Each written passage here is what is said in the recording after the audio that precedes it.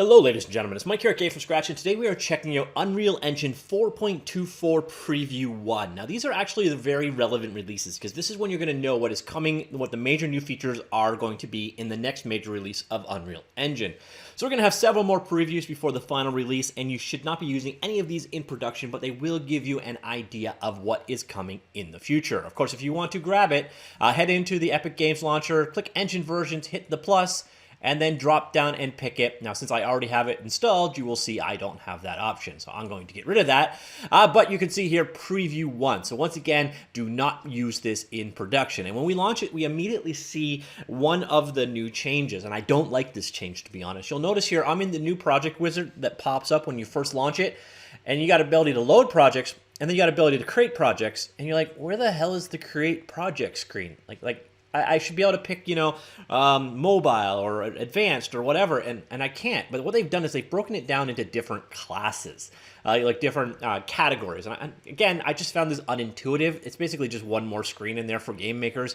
But I suppose if you're a film, architecture, or automotive person, this is a nice thing. So now what you got to do is come in here, select the genre you want to work in, and then you get your recognizable regular screen. And then once you're here, we'll go ahead and we'll just create a blank project for now and fire that up. So it's your normal workflow. You can choose your categories, what's what's included, what level of graphics you require, and so on. So I'm going to let this load up, and I'll be right back. All right, so here we are. We are in Unreal Engine 4.24.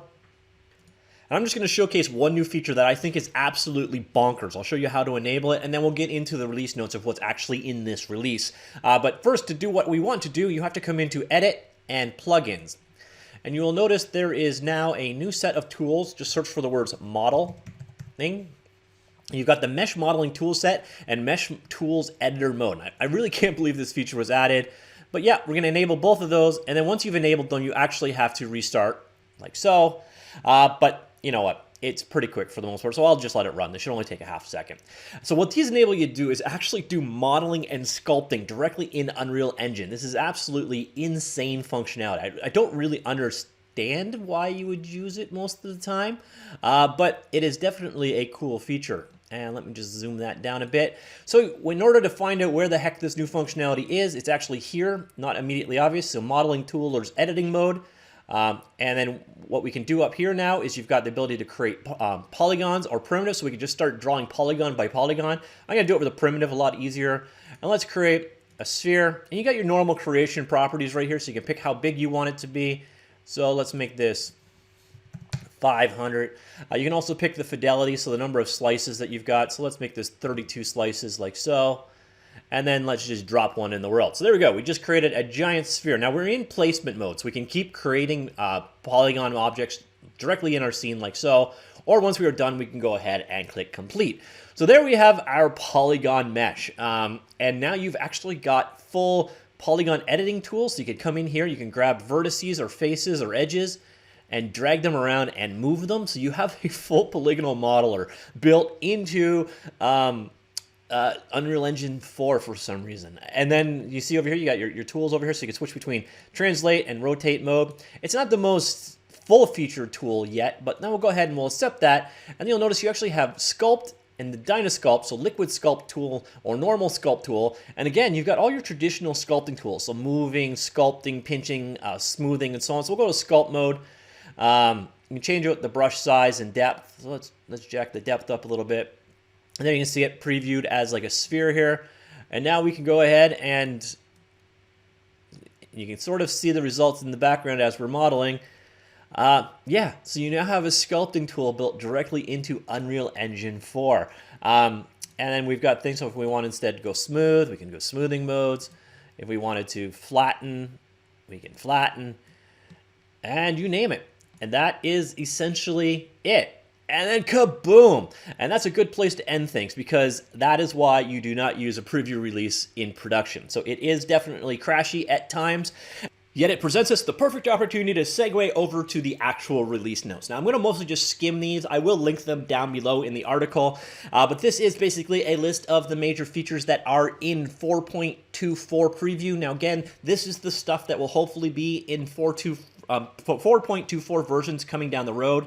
Now, it's very important to realize that a lot of these things are in different stages. Some things are marked as beta, which means they're closer to production use but are not quite ready for production use. Some of these things are considered production ready, although the entire version is not considered production ready. But when 4.24 finally releases, that means that feature will be ready to use in a production environment. And then some things like the modeling and sculpting tools we just saw in action, those are considered experimental. So that doesn't necessarily mean that it will ever go anywhere.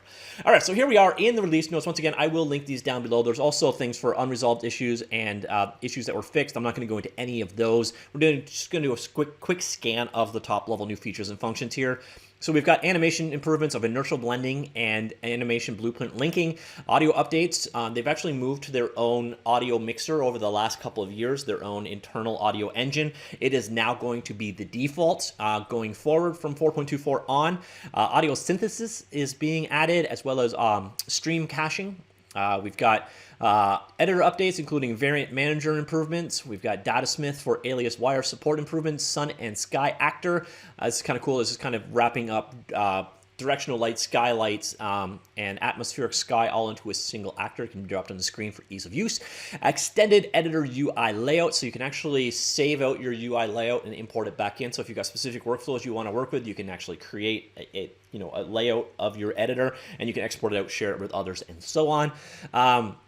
We've got new project workflow. This is what I talked about at first with that whole literally creating a new project. The workflow has changed, not in a way that I particularly like, but it has changed. New toolbars for Chaos Fracture plugin. Chaos is their new physics system that was released in experimental version last release. You used to have to build it yourself to get Chaos. I think that's still the case, to be honest. Then we've got DevTools Auto SDK. Features enable customers to distribute target platform SDKs while configuring items for the engine on demand. And then we've got the Build Agent tool for working with build farms. Again, the geometry updates, we saw both of these in action until they exploded. So we've got the new modeling and sculpting tools that you saw in action. We've got updates to mobile, including auto instancing on mobile, which is experimental. And we've got Android app bundles. This is a way of changing how Google Play Store signs off APKs. So now it does the signing itself, so they support the new workflow. We've got updates to networking, including the Network Engine Test Suite, DTLS encryption support, experimental version, and Steam sockets. This is a new way of communicating or networking with Steam that was released in their Steamworks SDK as of recent. They now have experimental support for that. Niagara was their internal particle system, has a new tab which gives a high-level overview of the system or emitters being edited. Online and media framework updates. The Pixel streaming updates got a number of improvements. I believe this is the ability to basically stream your application out to browsers. Got support for AMD GPUs. It's not quite on par with NVIDIA, but getting there. Support for WebRTC up to version 70 and so on. Open World update, landscape blueprint brushes and landmass plugin. Up until now, landscape data could be imported or edited from the landscape editor mode only. A new feature allows you to do so from blueprints as well. A bunch of ray tracing improvements. Then we get into screen space, global illumination beta, material layers, new atmospheric fog component, a burly subsurface scattering, hair and fur rendering and simulation, and this is experimental as well. Runtime virtual texturing improvements. This was a feature released in the last version, I believe. So added settings for more refined control over your RVT and RVT assets, RVT material types, added different RVT base color normals. I'll continue on.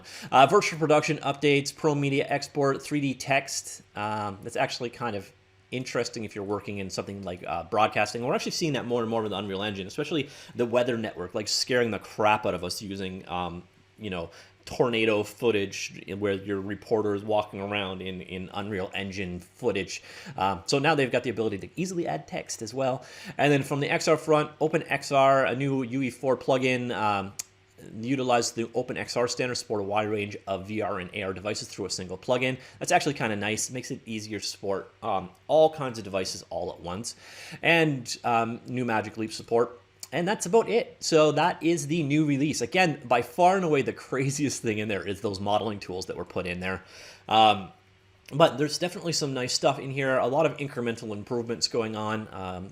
Definitely an interesting release. Let me know what you think about it in general and the progress of Unreal Engine in the comments down below. It's kind of interesting that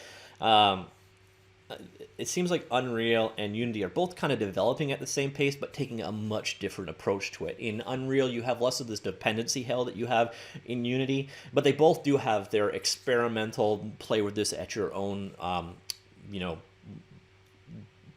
your own expense kind of approach. And they're also quite modular or plugin based, and they also crash a fair bit when you're working with the experimental stuff. So I'd like to hear your comments about what you think of this release in general in the comments down below, and I will talk to you all later. Goodbye.